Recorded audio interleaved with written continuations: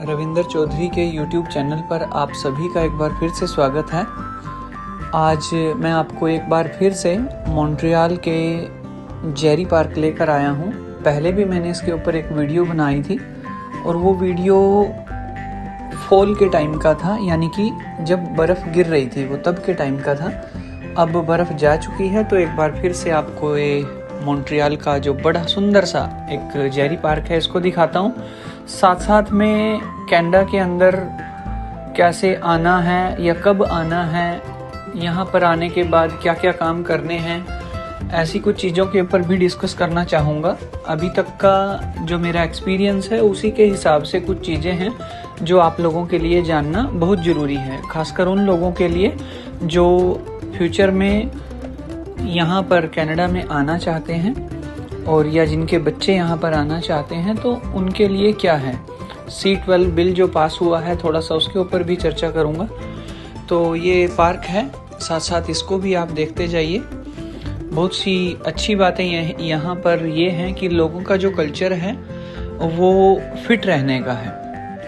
वो दिन में किसी भी टाइम को नहीं देखते, सुबह शाम दोपहर किसी भी टाइम वो दौड़ रहे होते हैं सड़कों पर। यहाँ तक कि अपने छोटे छोटे बच्चों को क्रैडल में पालने में डालकर उस पालने को भी साथ साथ दौड़ा रहे होते हैं। तो वो साथ साथ आप देखते भी रहोगे, कितनी सारी हरियाली यहाँ पर आ चुकी है। और इस जेरी पार्क में आपको एक लॉन टेनिस का जो नेशनल और इंटरनेशनल ग्राउंड है वो भी देखने को मिलेगा, IGA के नाम से है। तो साथ साथ उसको भी देख सकते हो। और किसी दिन यहाँ पर जब इंटरनेशनल कोई टूर्नामेंट होगी तो आई होप कि मुझे भी उसकी एक टिकट मिले और मैं भी उसको देखूं। तो लेट्स सी, चलो जो भी होता है। अब बात करते हैं कनाडा में आकर क्या क्या काम करने हैं या कैसे आना है। पहली तो बात, एक खुशखबरी ये हो सकती है सभी के लिए कि पिछले कुछ टाइम से जैसे कि कनाडा में बिल्कुल ब्रेक लगा हुआ था कि वीज़ा नहीं मिल रहे थे, चाहे वो स्टूडेंट वीज़ाज हैं या फिर वो टूरिस्ट वीज़ा है, बिल्कुल रोक थी। जिसका यहाँ पर क्या हुआ, उसका इफ़ेक्ट ये हुआ कि अब यहाँ पर जो लेबर है उसकी कमी होती मुझे दिखाई दे रही है। क्योंकि लेबर क्लास वर्क तो आप सेम डे ले सकते हो यहाँ आके। अगर कोई आपको कहे कि वहाँ काम नहीं है, यहाँ से कोई कॉल पे बोले आपको कि नहीं यहाँ पर मत भेजना, यहाँ पर तो काम नहीं है, ऐसा कुछ भी नहीं है। अगर आपको लेबर क्लास काम करना है, फैक्ट्रीज़ में काम करना है, तो और जॉब्स करनी है, उसके लिए तो यहाँ पर सिर्फ आपकी इच्छा शक्ति होनी चाहिए करने की। आपके पास कोई रीज़न होना चाहिए करने का, और रीज़न क्या है? कमाई, पैसा।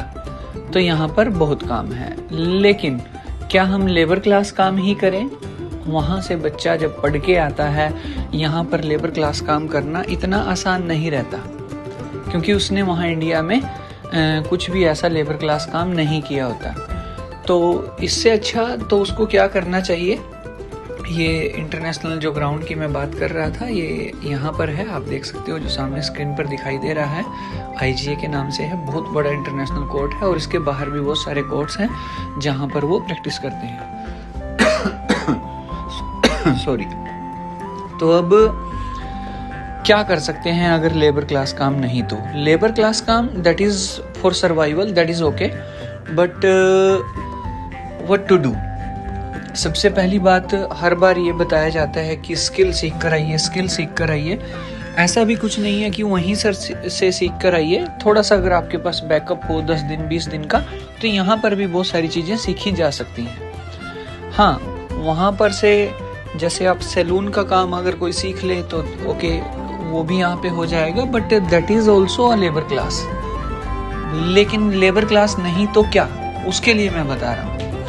सबसे पहली बात, यहाँ पर आप कुछ लाइसेंस ले सकते हो। सबसे बड़ा लाइसेंस और सबसे इम्पोर्टेंट लाइसेंस की अगर मैं बात करूँ तो आप इंश्योरेंस ब्रोकर बन सकते हो। इंश्योरेंस ब्रोकर का ऐसा नहीं है कि उसने खाली इंश्योरेंस करने हैं, नहीं, आप एक लाइसेंस लीजिए जो कि उसमें कुछ ज़्यादा डॉलर्स नहीं लगते, अराउंड 200 से 300 डॉलर के बीच का काम है। आपको पढ़ाई करनी है और पढ़ाई भी ऑनलाइन करनी है।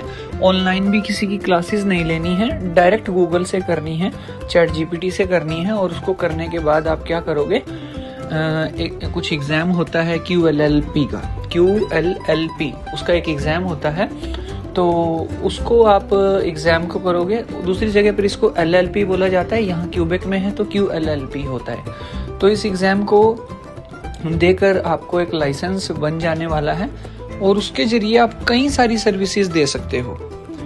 ऐसा नहीं है कि खाली सिर्फ इंश्योरेंस कर सकते हो, कई सारे आप सर्विसेज लोगों को दे सकते हो अपने घर बैठे या किसी बैंक के जरिए। अगर आपके पास लाइसेंस हो जाता है तो आप बैंक में जॉब लग सकते हो। यहाँ पर जो भी बैंक्स हैं, चाहे वो TD बैंक है, BMO बैंक है, नेशनल बैंक है या कोई और बैंक है, स्कोशिया बैंक है, तो वहाँ पर भी इंश्योरेंस एजेंट्स की ज़रूरत रहती है उनको। और अगर आपके पास लाइसेंस है और आप उसको बैंक में जाकर अपना बताते हो कि I got this licence, so you will be hired there, तो आपको वहाँ जॉब मिल जाएगी। That is a very smart job, very good job, white collar job, बहुत अच्छी जॉब होती है और आपकी रेपुटेशन भी बहुत अच्छी होती है। खुद का इंश्योरेंस ऑफिस खोल के बैठ सकते हो। यहाँ पर इंश्योरेंस करने के लिए लोगों के पास नहीं जाना है, लोग आपके पास आएंगे, क्योंकि हर एक आदमी को, हर एक गाड़ी को, हर एक घर को, हर चीज़ों आप बहुत सारी चीज़ें कर सकते हो। लोगों के फाइनेंस मैनेज कर सकते हो, लोगों के लिए आप मॉर्गेज में उनके पैसे बचा सकते हो, लोगों के टैक्स में पैसे बचा सकते हो, लोगों का वर्क परमिट अप्लाई कर सकते हो, लोगों का PR कार्ड अप्लाई कर सकते हो।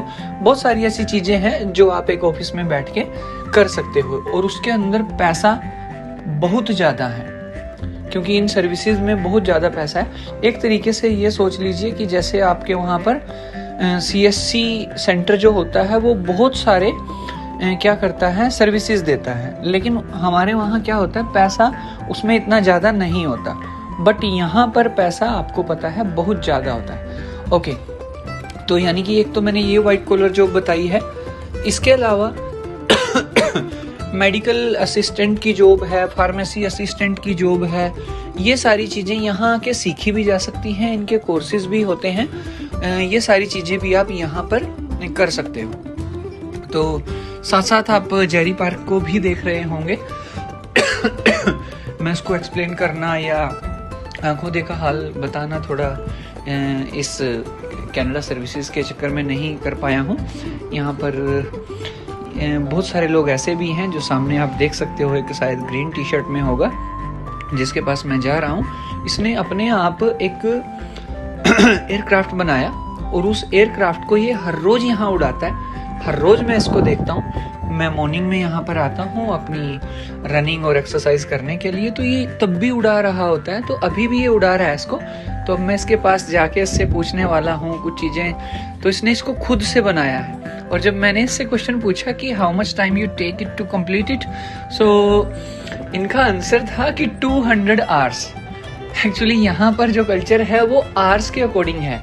कोई भी चीज पूछो तो सभी ये बताते हैं कि इसको इतने आवर्स में बनाया, डेज में नहीं बताता कोई, क्योंकि यहाँ पर जो काम है, सैलरी है, सब कुछ है वो आवर्स में ही रहता है। तो आवर्स की इम्पोर्टेंस बहुत ज्यादा होती है। घंटों में ही काम बताते हैं, ये दिनों में नहीं गिनते इसको। तो ये इसने बनाया है, देखना अब इसको कैसे फेंकने वाला है और कितनी ऊपर तक जाने वाला है, और इसको ये कंट्रोल करेगा। एक साथ में लेफ्ट हैंड में इसके एक रिमोट है, तो अपने थंब से इसको ये क्या करने वाला है, रिमोट से ये देखो कितनी ऊपर चला जाएगा और बहुत देर तक हवा में रहेगा। आप देख सकते हो वो उड़ान भर रहा है, तो ये बहुत देर तक हवा में रहेगा और इसको ये हर रोज यहाँ से उड़ा रहा होता है और कंट्रोल्ड है, प्रॉपर कंट्रोल्ड है, और इसी के पास आकर ये रुक भी जाता है, जहाँ इसको ये चाहेगा वहीं इसको उतार लेगा।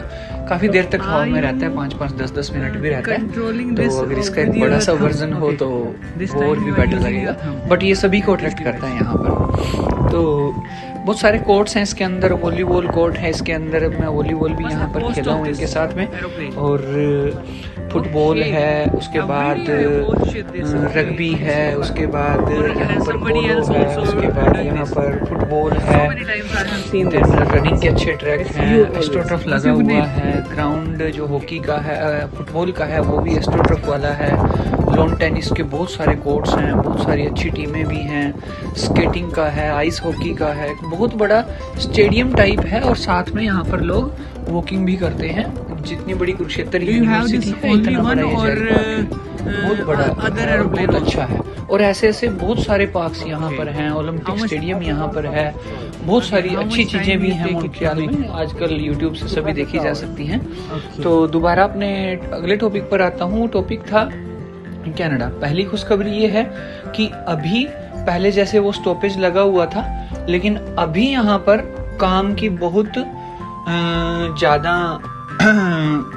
ऑप्शंस हैं। और दूसरा, अब वीजा ओपन होने वाले हैं। जो बच्चे आइल्स और पीटी की तरफ गए हुए हैं, जो आइल्स और पीटी कर रहे हैं, तो उनसे मेरा खास ये सजेशन रहेगी उनके लिए कि वो आइल्स और पीटी में स्कोर करिए।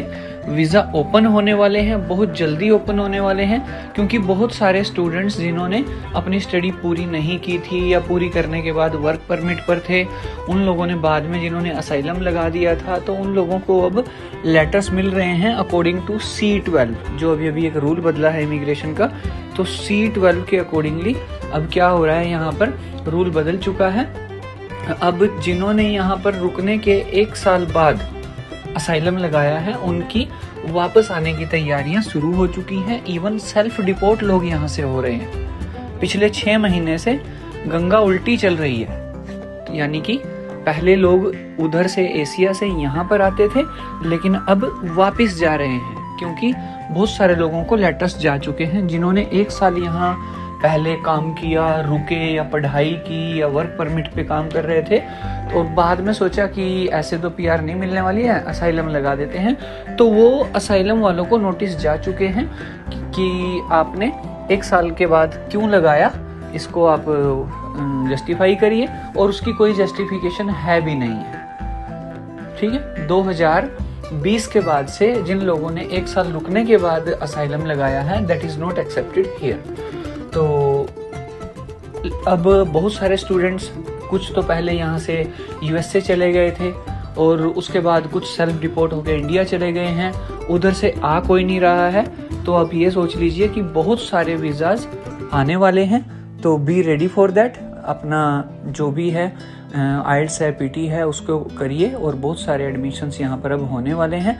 और साथ साथ ही इन चीज़ों के लिए थोड़ा सा अपने आप को अपडेट रखिए कि pharmacy assistant, insurance broker, insurance agent, और साथ में कुछ कंप्यूटराइज्ड सर्विसेज जो आप दे सकते हो, medical assistant, home resident assistant, यानी कि घरों की टेक केयर करने वाले, देन PSW, देन जो बुजुर्ग लोग होते हैं उनकी हेल्प करने वाले, तो बहुत सारी। और खासकर अगर आप फ्रेंच लैंग्वेज सीख जाओ, अगर आप क्यूबेक में आ रहे हो स्पेशल एक प्रोविंस में, तो फ्रेंच लैंग्वेज पर आपका होल्ड होना चाहिए, या उसको सीख कर आए। यहाँ आकर भी सीखी जा सकती है, फ्री में भी सीखी जा सकती है।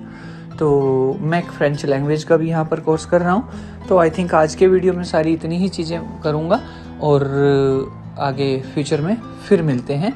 और चैनल को मेरे सब्सक्राइब करना ना भूलें। हालांकि ऐसा नहीं है कि मैं इसको मोनेटाइजेशन या पैसे के लिए कर रहा हूँ, लेकिन मुझे अच्छा लगता है कि जब कोई इसको सब्सक्राइब करे और उन तक मेरी वीडियो पहुँचे। और होपफुली ये रहेगा कि जितनी भी वीडियोस होंगी वो सारी इन्फॉर्मेटिव ही रहेंगी। तो थैंक यू। जय हिंद, जय भारत।